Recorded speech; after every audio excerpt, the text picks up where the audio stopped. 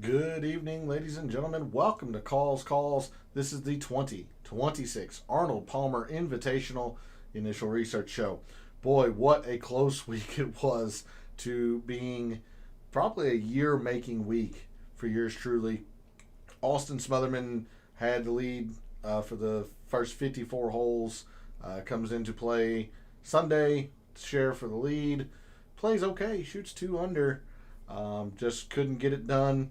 That would have been a really nice 130 to 1 hit had that crossed the line for us. But it was still a fairly successful week, as I did recommend the Austin Smotherman, the Patton Kazire, who played fairly well. I played a bunch of Shane Lowry and Ryan Gerard, who finished up in the top 25. Played a little bit of Nikolai Højgaard. Unfortunately, didn't have any Nico Echeverria, who ends up winning the tournament. So all of my top end winnings were certainly curbed without the exposure to Nico Echeverria. So take the positives, try to learn from the negatives. We move forward to the third signature event of the PGA Tour season, the Arnold Palmer Invitational.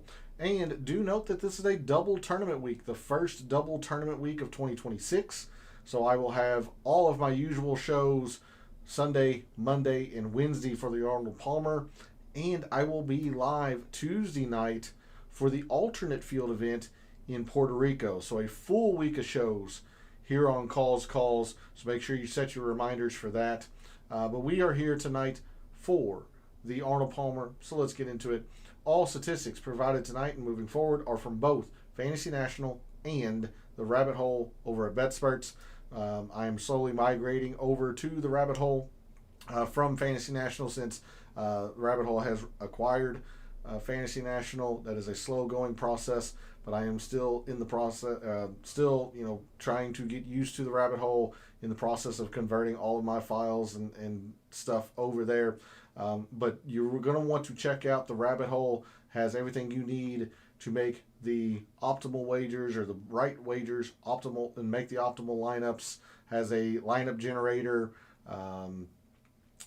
everything that you need, tournament simulator, course info, everything you need to dominate anything and everything with golf wagering. So make sure you go check out the Rabbit Hole. You won't regret it.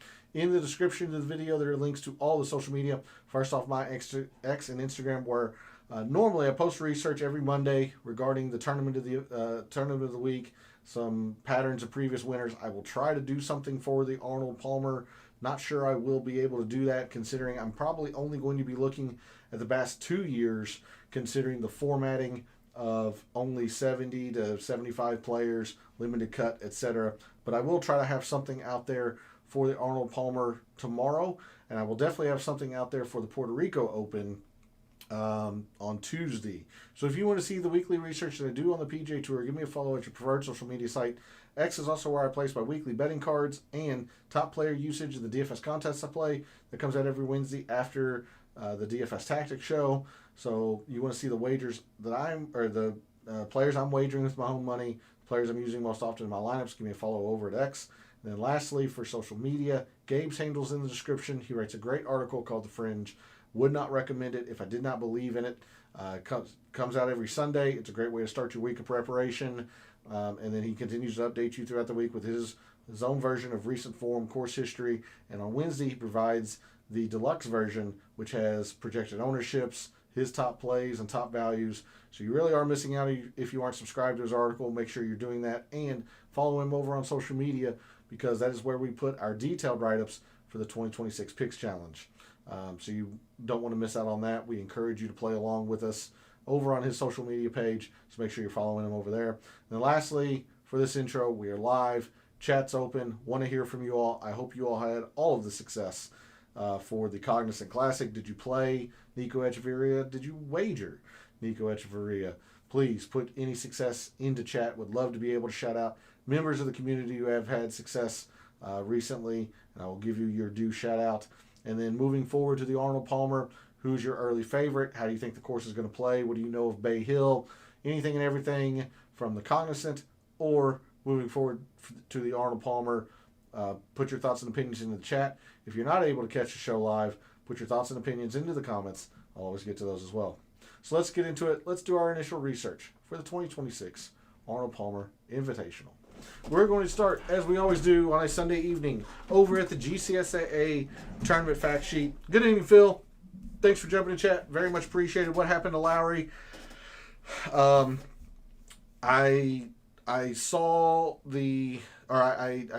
obviously saw him collapse on 16-17, and then went and played some pickup basketball. But just read an excerpt from his interview. He said he just missed the club face, or he lost feel for the club face. I mean, sometimes that can happen. It's a gut wrenching way to lose when you're up 3 with 3 holes to go. It just shows you that golf is a very, very hard game, even for the best players in the world. Hate to hear that you did not have much success. I had some decent amount of success. Boy, if Austin Smotherman would have ended up winning, that would have been probably a year-making bet in of itself, considering I had him at 130 to 1. I did have the top 10 on him, so I mean, I don't walk away empty-handed. He was about 8.5 to 1 to top 10. So I don't walk away with nothing, but boy, when you're leading for 54 holes and then, don't cross the finish line at 130 to 1, man, I feel like I'm missing out on something this week or in this evening, to be quite honest with you. But it is what it is. My DFS wasn't great. I played a whole lot of Andrew Putnam, who was really bad. Played a whole lot of Sam Ryder, who was really bad. Played a whole lot of Lowry, which was great. Gerard was fine. Little good, little bad. Slightly losing week, and we're going to try and get better at the Arnold Palmer. Good evening, Trip. Thanks for jumping in chat. Very much appreciated. First Hideki, now Lowry. Shank on 16. Like I was just saying to Phil, I mean, golf's a hard game, and I'm going just by the excerpt from his interview after the tournament. He just said he lost the feel of the club face. And it just shows how golf is a very, very difficult game, even for the best players in the world. I mean, it sucks. It's a gut-wrenching way to lose, both for Shane Lowry and anyone who was wagering him. It's just a bad beat. It's a bad beat. So I didn't wager Shane Lowry. Played 80 to 85% Shane Lowry in DFS. So it still was really, really good. But I am lamenting Austin Smotherman not being able to cross the finish line, Trip, considering I had the Austin Smotherman outright at 130 to 1. That would have made my year, essentially, early in March. So we're going to try and get back to some profitability, starting with the Arnold Palmer this week. And do note that this is a double tournament week. I mentioned it in the intro. I'll probably mention it on the outro. But with a double tournament week, I will have shows every night this week. Sunday, Monday, and Wednesday, the usual nights for the Arnold Palmer, research, data, and DFS. And then all Tuesday night, I will cover all 3 of those shows, essentially research, data, and DFS for the Puerto Rico Open. So I will be live Tuesday night covering the alternate field event if there is interest there. And I'll be live if you have interest in wagering or playing DFS in the alternate field.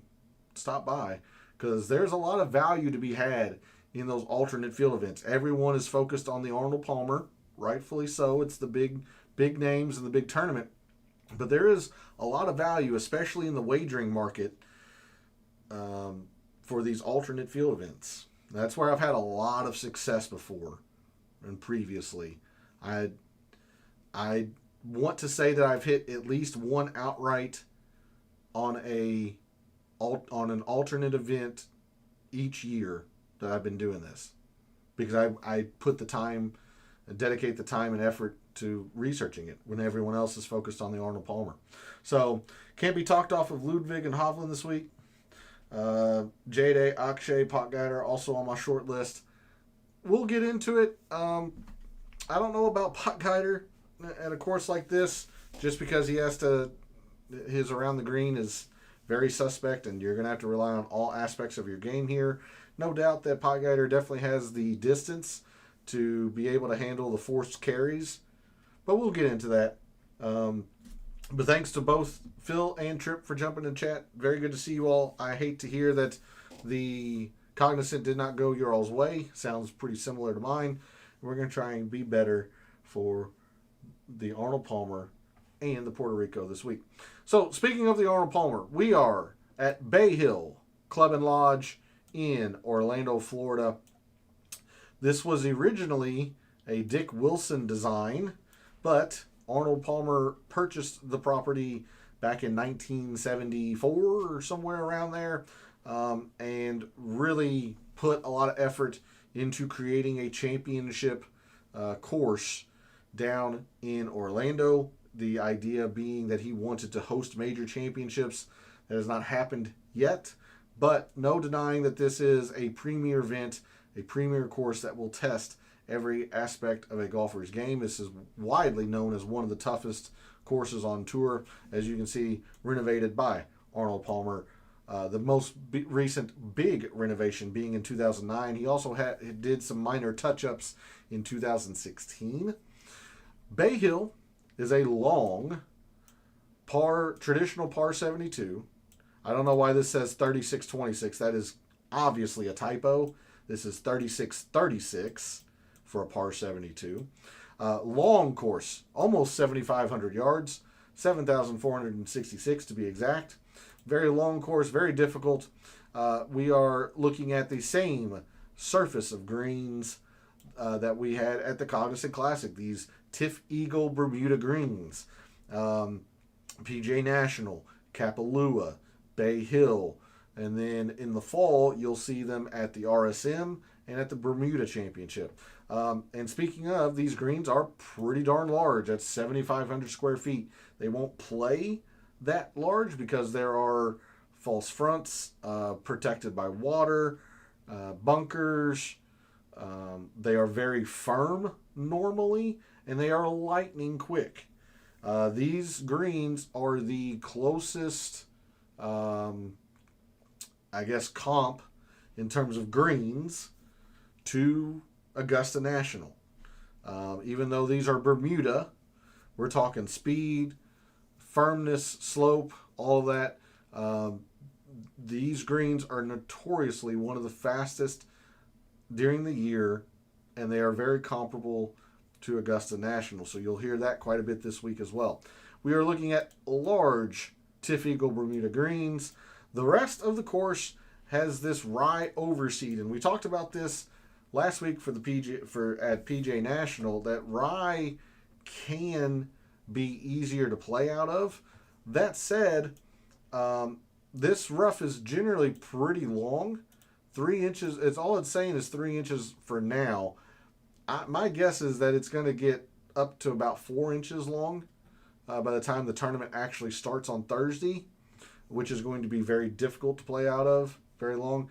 And what's interesting is that Bay Hill will shave the rough close to the water, so that way if an errant shot is approaching the water, the rough won't stop it.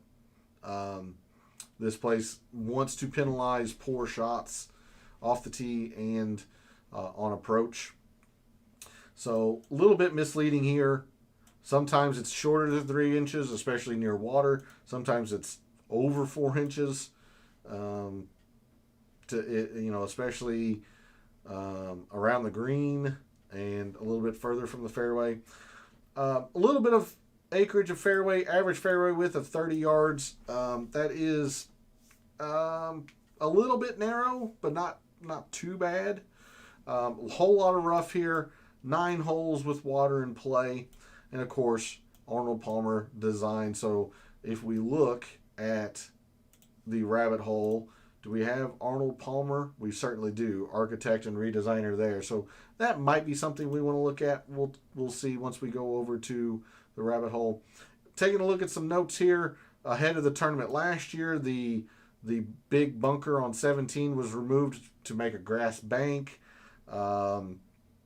Let's see. And that's really about it in terms of major course changes. There were no changes this year or ahead of this year's tournament. So there's a look at Bay Hill from a GCSA tournament fact sheet standpoint. Again, the major takeaways, this is essentially an Arnold Palmer design, or at least an Arnold Palmer renovation. We are dealing with a long, difficult, traditional par 72, 4 par 3s, 4 par 5s, large, firm, and lightning fast Tiff Eagle Bermuda greens, overseeded rough and fairway, 9 holes with water in play, lots of rough. Fairways are forgiving, but the course is difficult, so it's just hard to hit fairways here. So there's a look at Bay Hill from a GCSAA tournament fact sheet standpoint. We'll now go to the aforementioned rabbit hole. But if we take a look overall in terms of the players in the field this week, it's the who's who of the PGA Tour. The best players. I think I saw 23 of the top 25 in the OWGR are in the field this week. The only 2 that are missing are still over on Live. Scotty, Rory, Xander, Hideki, Siwoo. I mean, you see all these players who have been just playing very, very well, especially in 2026. Any thoughts on comp courses for this week? We can take a look at that immediately. We'll just we'll go to this little thing here called Load Comp Courses. Let's see what the rabbit hole says that comp courses are for Bay Hill. Says Torrey Pines. I can agree with that. Long, difficult. I agree. Trump National Doral has not been seen for several years, but it is coming back this year in another signature event later on in the spring. I don't know a whole lot about Doral because it was stopped, or it stopped seeing play before I got into the golf, wagering world or whatnot. Sawgrass, different style of comparison course, I would say. Yes, the Florida makes some sense with all the water in play, but Sawgrass plays a whole lot different than Arnold Palmer, so I'm going to actually remove that. I do like Muirfield, this Jack's Place. Don't know about Riviera. Again, long, difficult, maybe. Quail Hollow certainly fits. Olympia Fields is where some of the BMWs have played, and maybe a major. I do like Memorial Park down in Houston. Concession is interesting. Congaree is kind of interesting. Long, maybe not necessarily as difficult, but long, firm, fast. So there's a look at what some of the comp courses, or at least what the rabbit hole says the comp courses are. And I agree with most of this. Maybe take out Riviera. Maybe. Because I don't like mixing, say, POA and Bermuda, things of that nature. I'd also probably include Augusta National in this. That would be my take on it. But just for to try and answer your question, Trip, this is what the rabbit hole says for comp courses, and I agree with most of this.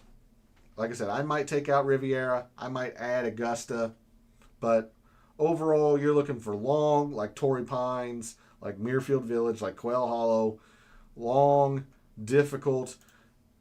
And so, speaking of the course, let's go ahead and take a look at the course here in the rabbit hole over at BetSperts. You are looking, like I said, at a long. This is technically a Parkland design. Okay, I know Orlando's not on the coast, but I would almost consider this coastal just because the wind can be such a factor here. Arnold Palmer redesign or architect, very difficult. I know it only says difficult, but it is very, very difficult around here. You can see that in the par threes. The par threes are extremely difficult. Par fours are difficult. Par fives are not easy. They're just kind of average around here. It is very difficult to gain strokes off the tee. It is very difficult to gain strokes approach. Around the green is difficult. Putting is difficult. It's just a very hard test of golf. So any course that will challenge players, you're looking at, again, Augusta. You're looking at Torrey, generally speaking, although players lit up Torrey Pines South this year, but most years Torrey Pines would be a good comparison. Certainly Muirfield Village, Jack's Place, another long, difficult course. Some others that might fit, Memorial Park, the host of the Houston Open. That's a very long, very difficult course. I like that note there. Quail Hollow certainly fits, long, difficult. So hopefully you've got a decent idea there, Trip, in what you're asking for in terms of comparison courses. Again, we're on Bermuda, specifically Tiff Eagle Bermuda. You see this stimp meter, 13.5. Last week at the Cognizant it was 12, and you saw some of those greens got pretty quick, especially towards the end of the week. If it's already at a 13.5, you can imagine just how lightning fast some of the putts are going to be around Bay Hill. Rough, they said 3 inches. I would say that that's probably an average, because it does get a lot longer in places they want it to be longer, as in around the green, if you're well off the fairway. Despite the length of the course and the fact that you have some forced carry over water off the tee, this is a mixed off the tee club type, and I guess that is why they are pulling in TPC Sawgrass, because there are times where it is certainly more prudent to hit 3-wood or a driving iron to lay back and not take on the trouble that is in the landing areas if you're hitting driver. But then there are some, and there are some forced layups, some pretty sharp dog legs, where players will just play to the dog leg instead of trying to hit driver through the dog leg. But there are also holes where you have to hit driver and you have to carry over water some 280, 290 yards. I mean, that's just the way it is. It's a very good mix of holes around Bay Hill. Fairway accuracy, very difficult. Rough penalty is high. It is not easy to play out of the rough around Bay Hill. It's difficult to hit the greens around Bay Hill. It's difficult to scramble from the rough. But it's only average in terms of sand saves and short grass scrambling. So perhaps players should favor hitting it in the sand if they're going to miss the green. Putting, difficult, especially inside 15 feet. It's just lightning quick around here. There's a look at some of the course information. If we go into the scorecard here at the Rabbit Hole, you see that the 4 easiest holes are the par 5s, and they're not all that easy. You do have the easy par 5 16th, a very short par 5 16th, plays to a half a shot under par. But then you very, very quickly get into a quarter of a shot under par for a par 5. Easy, but not a guarantee. And then 1300ths and 1300ths. So even though the par 5s are the easiest holes, they are not guaranteed birdies, except for maybe the 16th. And then the only other hole that plays under par traditionally is the short par 4 10th. Plays a 100th of a shot under par.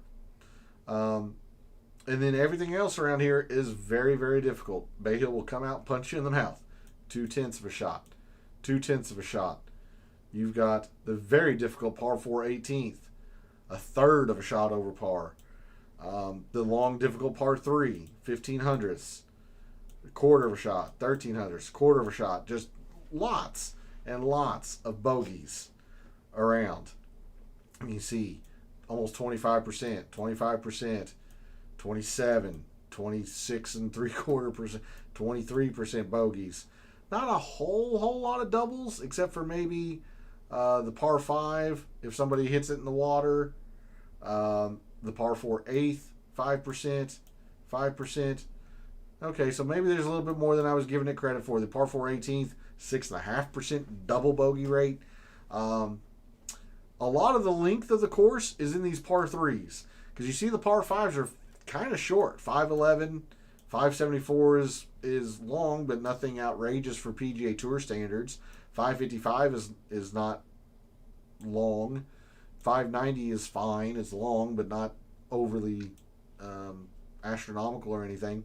A lot of the length in the course comes in the par 3s. 231. 199 is the shortest par 3. Also the easiest par 3.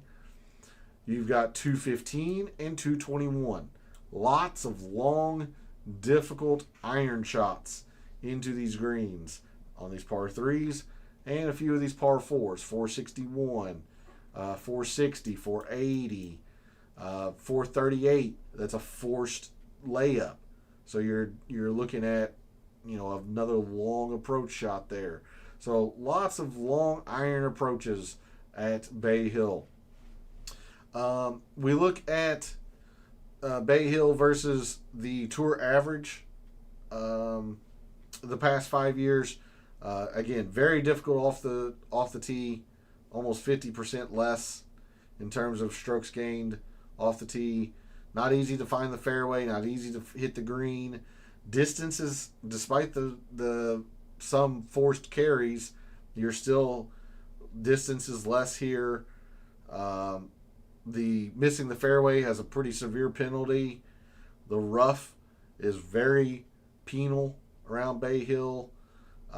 Fairway width in terms of yards is less. It's just difficult, especially off the tee. Continue around to the approach. It's almost double, almost twice as hard around Bay Hill to gain shots or gain strokes on approach. You see that there, the overall. Inside 150 is a little bit, it's not easy. It's a little bit easier than outside 150 yards. Hitting the greens, tough, especially just in general, especially from the rough. Now, hitting the greens from the fairway bunkers, actually not as bad. These are fairly shallow lipped bunkers.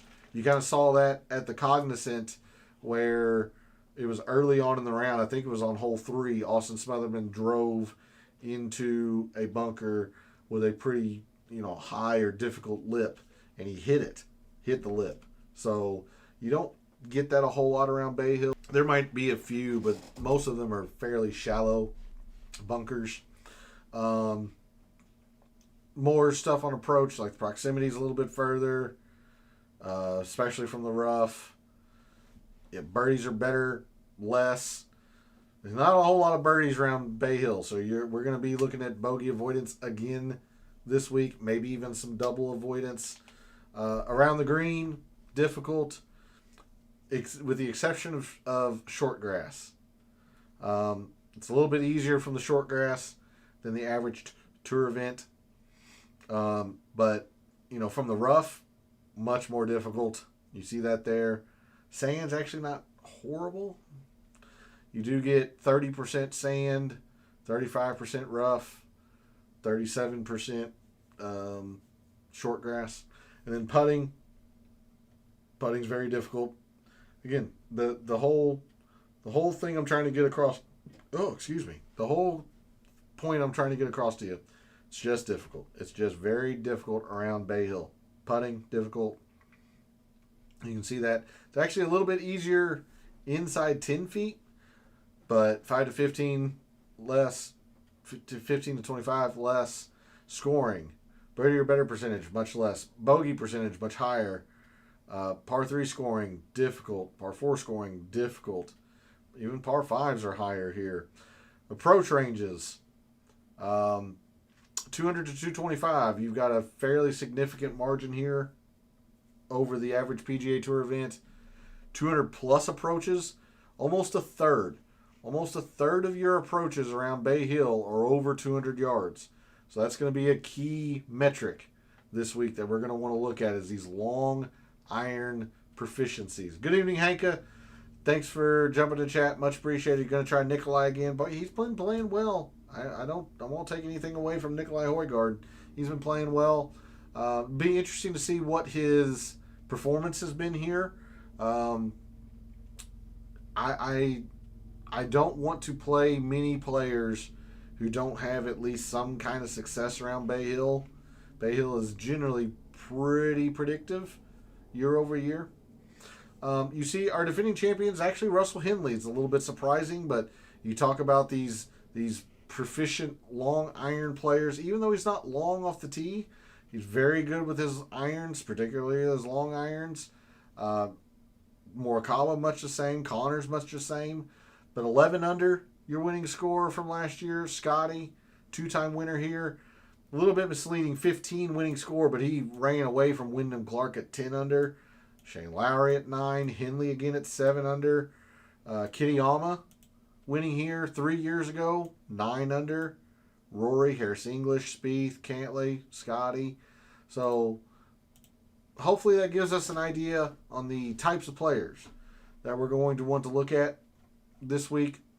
We'll go back to the rabbit hole, take a look at some of these metrics, at least in terms of a big picture view, and see maybe who jumps off the page early on. Let's start with, we're going to go, I don't know why I did that. I want to do, let's do January of 2025 because we're going to look at off the tee on, let's do difficult and very difficult. Your top off the tee players on difficult and very difficult courses: Rory, Scotty, Ludwig. Believe somebody, I think it might have been Tripp. Yeah, Tripp mentioned Ludwig earlier. So Ludwig makes a lot of sense in that regard, although he hadn't been playing well in 2026. Corey Connors, Chris Goddard, Taylor Pendrith, Bobby Mack, Jordan Spieth, JJ Spawn, and Colin are your top 10 in terms of off the tee, difficult and very difficult. We took a look at this the same way at the Cognizant. We'll do it here for Bay Hill. Let's take a look at off the tee. Gaining off the tee is difficult and very difficult. Do it in that way. When gaining off the tee is difficult and very difficult. Scotty, Rory, Chris Goddard, Colin Morikawa, Corey Connors rises quite a bit. Keith Mitchell, Aldrich Potgieter, Bobby Mack, JJ Spawn, and Ludwig are your top 10 in that regard. If we take a look at just pure distance, and I'm not even going to use any filters. I just want to see in 2026 who's been hitting it the furthest. So your distance players, to your point, Hanka, Nikolai Højgaard leading the way in distance for the field this week. Keith Mitchell, Chris Goddard, Aldrich Potgieter, Pearson Coody, Taylor Moore, Cameron Young, Kurt Kitayama, Jake Knapp, and Scotty. We looked at distance.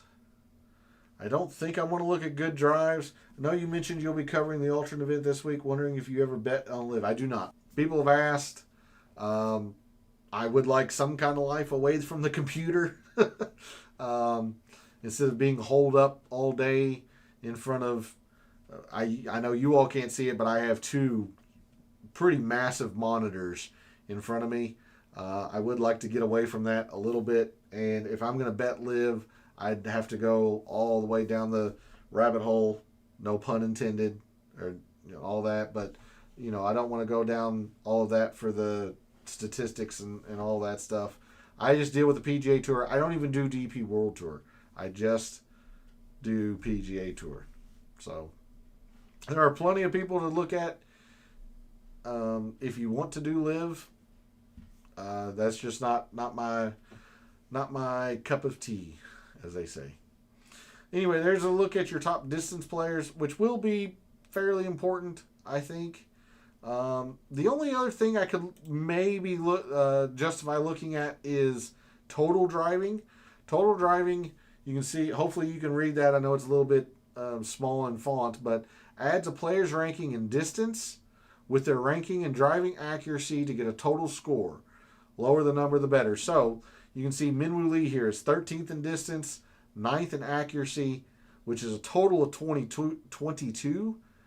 He is first in total driving because no one else has a 22.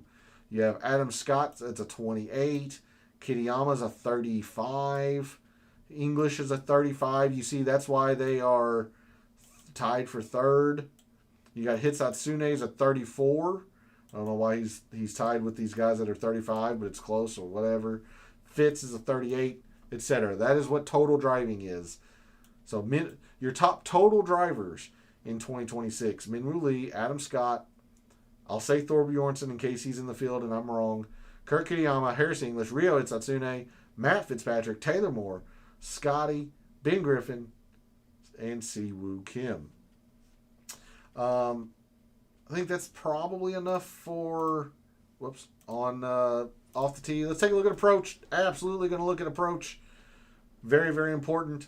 Your top approach players in 2026 in the field for the Arnold Palmer Invitational: Siwoo, Rory, Matt Fitzpatrick, Jacob Bridgman, Colin Morikawa, Hideki, Austin Smotherman, Ryan Gerard, Victor Hovland, and Kurt Kitayama. Those are your top 10 iron players so far early in 2026. Let's absolutely look at approach. And I'm going to look at this 200 plus again from the rabbit hole here. Almost a third of your approach shots are from 200 plus. A lot of them from 200 to 225. So that's really what we're going to be focused on this week, this 200 plus. So from 200 plus, early on in 2026, Siwoo Kim, Nikolai, Lucas Glover, Nikolai Højgaard, in case it wasn't obvious, Lucas Glover, Austin Smotherman, Hideki, Keegan Bradley, Tom Hoagie, Jake Knapp, Matt Fitzpatrick, Colin Morikawa are your top 10 200 plus proximity players so far in 2026. Definitely don't want to skip around the green. The greens are going to get missed around Bay Hill. Even though these greens are large, they're very firm, they're very fast, they're protected by bunkers and water. It's just hard to hit these greens. Your top around the green players early in 2026: Hideki, Tommy Fleetwood, Harry Hall, Ben Griffin, Keegan, Scotty Scheffler, Chris Goddard, JJ Spawn, Minwoo Lee, Patrick Rogers. And I'm going to look at scrambling from the rough, because scrambling from the rough here is very difficult. Very, very difficult. We can see that here. Around the green per shot from the rough. It's just very difficult. So instead of scrambling, why don't we do around the green proximity rough maybe? Because scrambling incorporates a little bit of putting. Let's just look at around the green rough proximity early in 2026. Hideki, Siwoo, Johnny Vegas, Tommy Fleetwood, Colin Morikawa, J-Day, Harry Hall, Lucas Glover, Russell Henley, Patrick Cantlay. Taking a look at putting. And I'm going to extend the time frame. Yeah, I'll go all the way back to 2022 only because we're going to look at the specific surface, Tiff Eagle Bermuda. So, again, Bay Hill. We'll look at PGA National. We're looking at the Plantation Course, the Kapalua, Port Royal, host of the Bermuda Championship, and then Sea Island, host of the RSM. Your top putters on Tiff Eagle Bermuda the last few years: Sam Burns, Nico, Matt Fitzpatrick, Ben Griffin, Jordan Spieth, Alex Noren, Ludwig, Andrew Putnam, Denny McCarthy, Jacob Bridgman. If you want to zoom out a little bit in terms of putting, I will take a look at, let's go Bermuda surface, but these are fast. These are lightning fast greens. And you can see there's not a whole lot of rounds here. In fact, these might just be Bay Hill. RSM. Okay. I want to make sure we have enough rounds to make it statistically significant, because a lot of these players only have single digits. If we go, let's just go back to 2022, the same amount of rounds that we did for Tiff Eagle Bermuda. If you're looking at specific, or taking a step back, if you're looking at your best, just fast, lightning Bermuda putters, Sam Burns, Ben Griffin, Harris English, Nico, Andrew Putnam, Denny McCarthy, Matt Fitzpatrick, Shane Lowry, Max Grazerman, and Keegan are your top fast and lightning Bermuda putters. Last thing we'll take a look at, just very, very quickly, scoring. We're going to look at some bogey avoidance. So let me bring the time frame into 2025. Let's do difficult and very difficult. Take a look at bogey avoidance, maybe even some double bogey avoidance.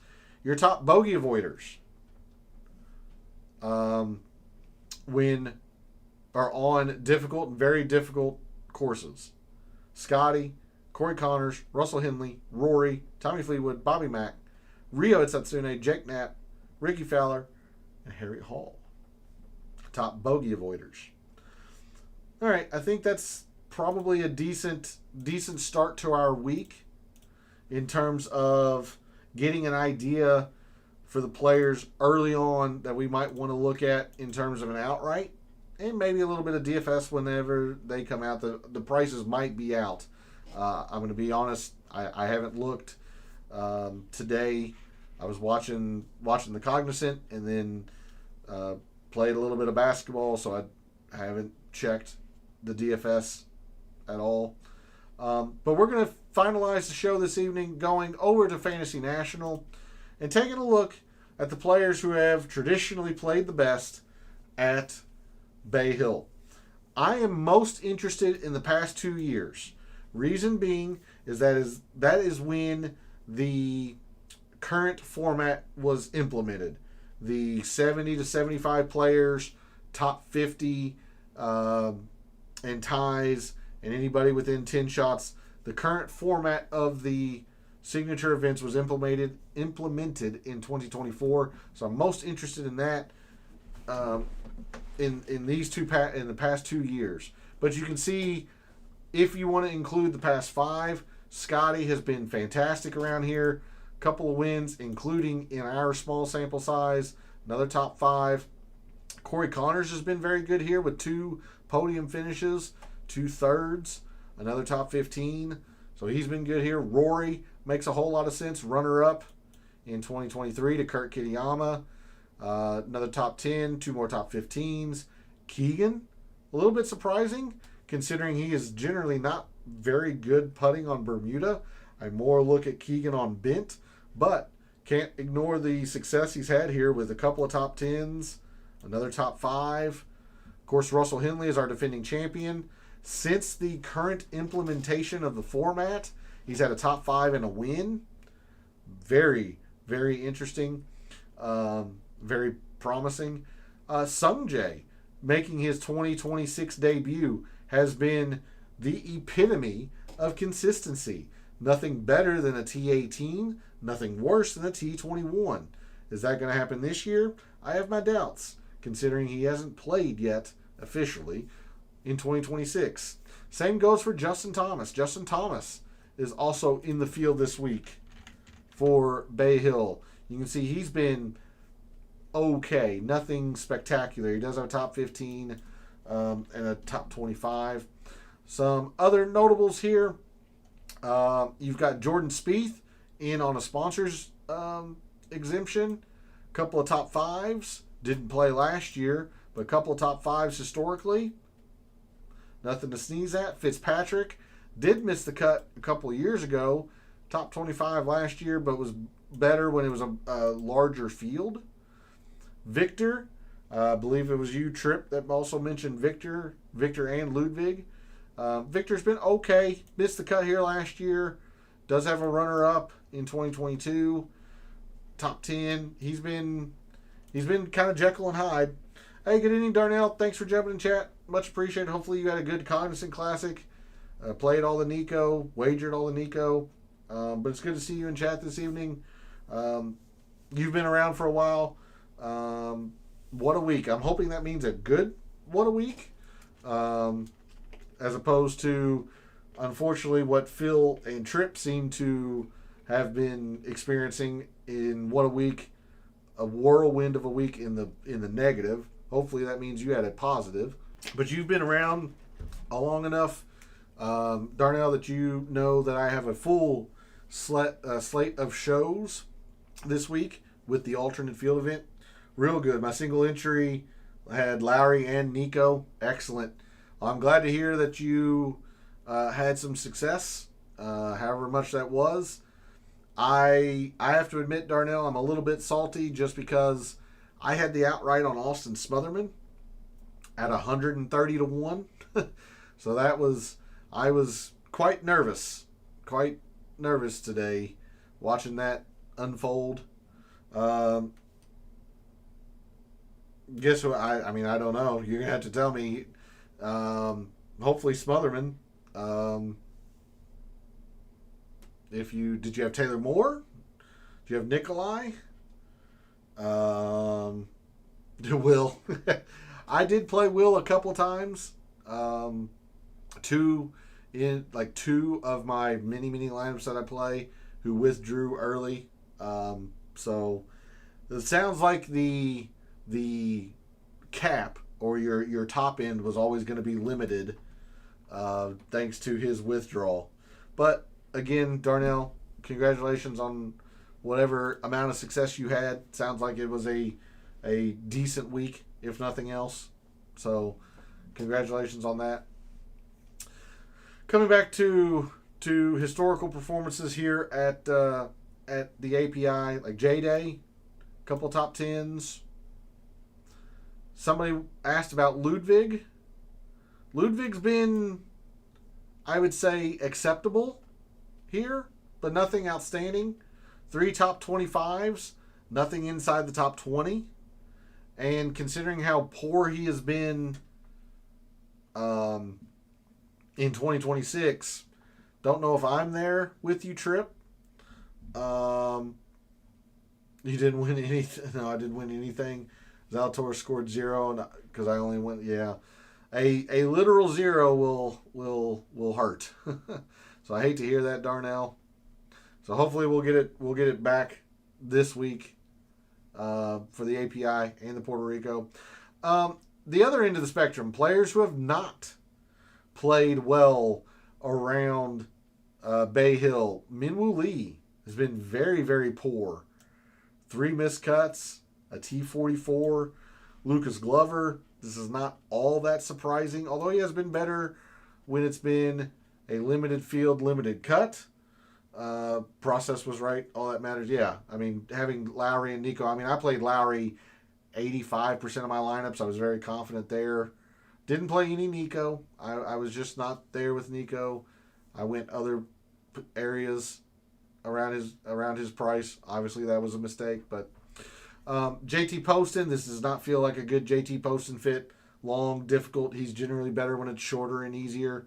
Matt McNeely has not performed well. Sepp Straka, very, very limited success, although it was an amazing amount of success, finishing top 5 here last year. But you see the performance beforehand, not good at all. Joel Damon, not great. Taylor Pendrith has not been good here. Brian Harmon, this does not feel like a great Brian Harmon fit. Lee Hodges. Hanka, you've talked up Nikolai Højgaard, and certainly he's playing better in 2026. Højgaard is 0 for 2 here at Bay Hill, including an 0 for 1 in the current format of the limited field, limited cut So that would give me quite a bit of pause. Aldrich Potgeider 0 for 1, missing the cut last year. Rose actually hasn't been all that great here. So there's a look at some of the players who have and have not played well around Bay Hill past 5 years. Again, I'm focused on the past 2 years, considering that is the current format of the tournament. But that is what I have for you all in terms of an initial research show. Unfortunately, it does not sound like there was much success around the community this week. We're going to try and turn that around this week. I did hit the top 10 on Austin Smotherman, so it wasn't a total loss this week, but boy, I was really hoping to hit that 130 to 1 outright. Man, I'd have felt real smart if that hit. Thanks to Phil, Trip, Hanka, and Darnell for jumping into chat. Very, very much appreciated. Thanks to everyone else out there who tunes in, watches, listens, supports the channel by liking the videos, commenting, and subscribing. I always appreciate it. Love what I do. Taking a very in-depth look at golf statistics, giving you a statistician and data analyst view of what he sees, trying to help us all win a little bit of money in the process. Reminder, this is a double tournament week. So Sunday, Monday, and Wednesday night are the devoted shows to the Arnold Palmer Invitational. Tuesday night, I will have the research, the data, and DFS all in one show for the alternate field event in Puerto Rico. And I'm telling you, that is a great way, a great area to get a lot of value, especially in the wagering market, because everybody's paying attention to Bay Hill. So if you're willing to put in the work, there's a lot to be had in these alternate field events. Thanks for all the support. Very much appreciated for all of the wagers you made this past week for the Cognizant Classic, for all the DFS contests you played this past week for the Cognizant Classic. And until I see you tomorrow night for the Arnold Palmer Data Dive Show, may all your bets be profitable.